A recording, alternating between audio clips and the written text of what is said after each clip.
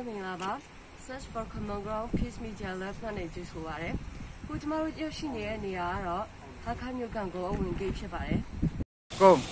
ဟုတ်ကဲ့မင်္ဂလာပါကျွန်တော်နာမည်ကစုံပြပါခင်ဗျ။အခုကျွန်တော်ဒီနေ့ပြုနေရတဲ့မော်တော်ကားတွေက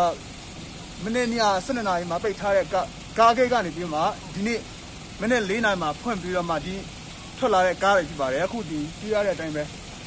စရင်တွေယူပြီးမှဘယ်နာကနေလာတယ်ဘာလို့တဲလဲဆိုတော့ဒီမှာစစ်နေတာပါခင်ဗျ။ညလုံးတော့မိတ်ပဲနဲ့ကျွန်တော်တို့စောင့်နေတာပါ။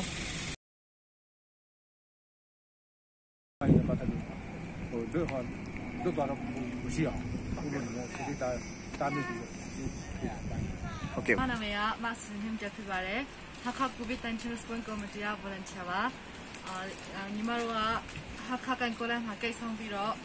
ရင်နံပါတ်ရင်မျိုးစားရင်မောင်းနာမည်ဖပုံတင်နံပါတ်လူဦးရေတယူတဲ့ပစ္စည်းနားခဲ့တဲ့နေရာတွားရမယ့်နေရာပြီးတော့အခုချိန်နဲ့အခုနံပါတ်တို့ကိုတန်းတင်ပါတယ်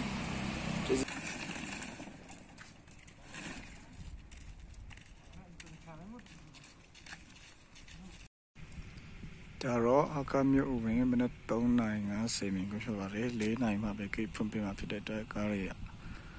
ဆောင်ဆိုင်နေကြတဲ့မြင်ကွင်းပါ